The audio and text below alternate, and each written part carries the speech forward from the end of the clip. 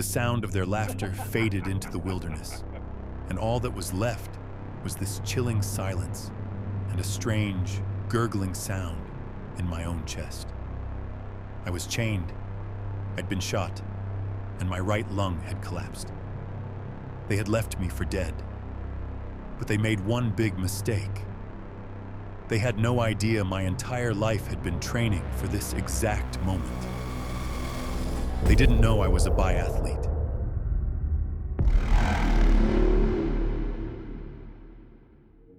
Before the nightmare started, it was just another perfect day in the Montana mountains.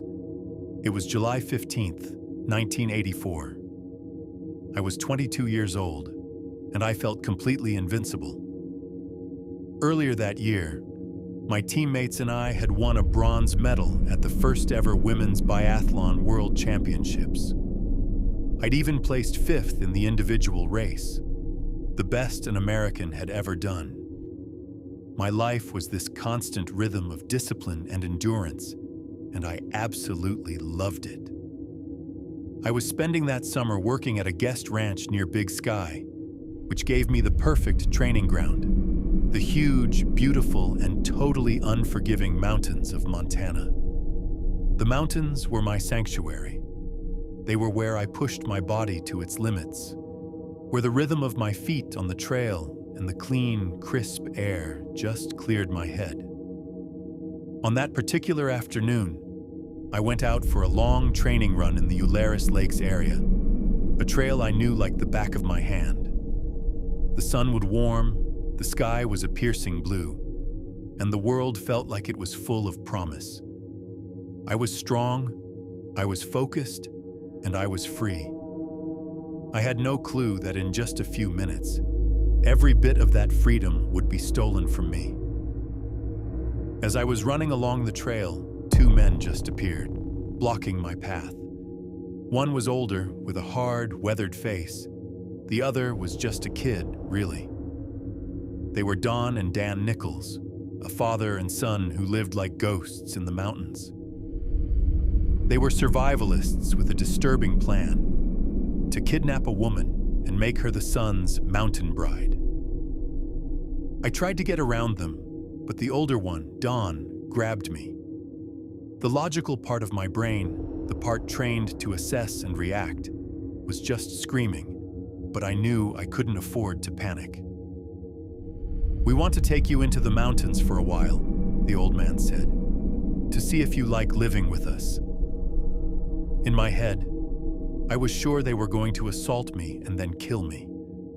I lied, trying to reason with them, telling them my husband would be looking for me.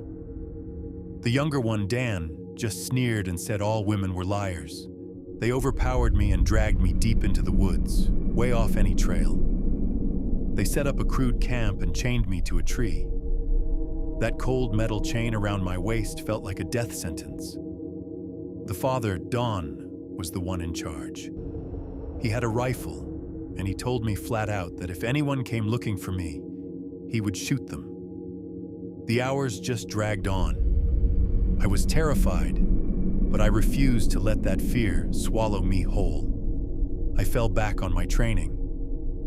In biathlon, after skiing your heart out, you have to calm your body down in seconds, slow your pulse, and steady your hand to hit a tiny little target. So I focused on that. I controlled my breathing. I watched their every move, searching for a chance, an opening, any mistake. I had to keep my mind sharp and my body ready. My life depended on it. When I didn't show up back at the ranch that evening, my friends knew something was wrong. By the next morning, a search party was already combing the mountains. I could hear their voices in the distance, and for the first time, this huge surge of hope shot through me. But it was immediately crushed by a wave of dread when I remembered Don's threat. 2 of the searchers, my friend Alan Goldstein and a co-worker, Jim Schwalbe, got close. They stumbled right into the clearing where the Nicholses were holding me. I had a split second to make a choice. I screamed, "Stay away!" "They have a gun."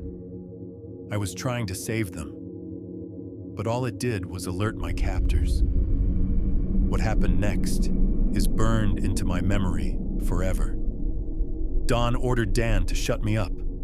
Dan turned, looked me straight in the eye, and fired his rifle. The world just exploded in pain. A hot, tearing feeling ripped through my chest, and I fell to the ground, the air completely knocked out of me. As I lay there gasping, I saw Don turn his rifle on Alan. He shot him in the face, killing him instantly. Jim, my other rescuer, somehow managed to escape into the trees. Realizing they'd been found, the Nicholses unchained me and fled, leaving me bleeding in the dirt next to Alan's body. I was alone. The silence after the gunshots was absolute. The only sound was a wet, gurgling noise with every ragged breath I took. The bullet had torn through my right lung, and it had collapsed. Blood was filling my chest cavity, and each inhale was a fresh wave of agony. I couldn't move. The pain was like a vice just crushing me. This was it. This was the moment all my years of training had led to. Not for a medal, but for my life. I knew if I panicked, my heart would race, I'd bleed out faster, and I would die right there on the forest floor. So I did the only thing I could think of. I focused on my breathing. Just like I did at the shooting range, I took control.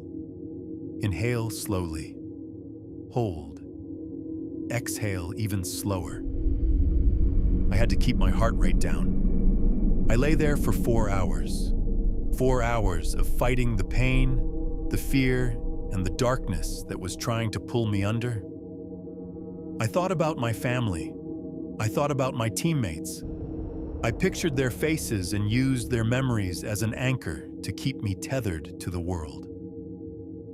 I just kept telling myself, you are not going to die here. Not like this.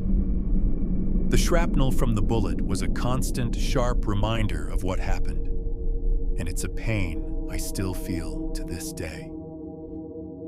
I drifted in and out of consciousness. Time didn't mean anything. There was only the pain and the rhythm of my own breathing. Then, I heard it. A faint whirring sound in the distance. A helicopter. The sound grew louder, closer. Help was coming. That sound was the most beautiful thing I have ever heard. When the rescue team finally got to me, it had been over 18 hours since I was first taken. I was barely conscious, but I was alive. I spent the next 8 days in the hospital. The doctors kept telling me how lucky I was. The bullet went in below my collarbone, ripped through my lung, and came out under my shoulder blade. I was alive, but I was broken, physically and emotionally. Nightmares replayed the shooting over and over. The grief for Alan was this unbearable weight. He died trying to save me, and that was a truth that was almost impossible to carry. I was just overwhelmed with guilt. Why did I get to survive when he didn't? But underneath all the pain and grief, there was a flicker of defiance. I refused to be a victim. I would not let Don and Dan Nichols take my life, even after they tried. As soon as I could, I started pushing. I walked the hospital hallways. Then, back at home, I started to jog. My body screamed at me, but my spirit wouldn't listen. I had to reclaim what they stole from me. I had to move forward. The support from my family and friends was my lifeline. They helped me see that healing isn't about forgetting. It's about learning to live with the scars.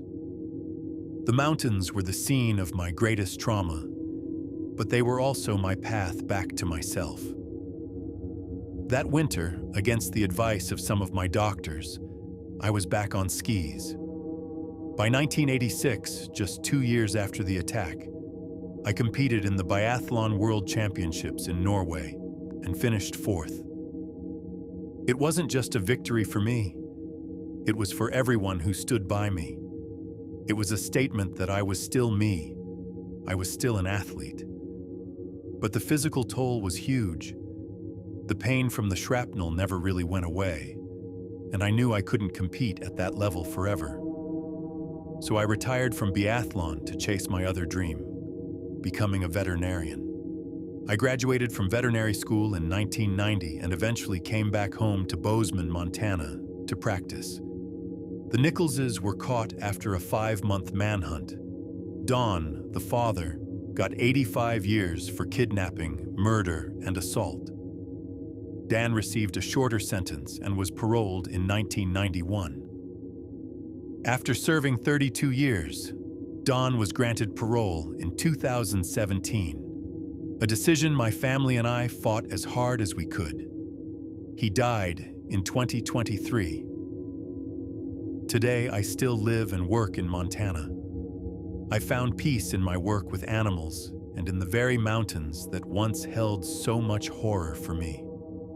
I've learned that survival isn't just a single moment. It's something you have to keep doing. It's about finding the strength to take the next breath, and the next one, and the one after that. My story isn't just about being left for dead. It's about choosing to live every single day since. I decided this was not going to be the thing that defined me. Thank you for listening to my story. If it resonated with you, please consider liking this video and subscribing for more stories of survival and resilience.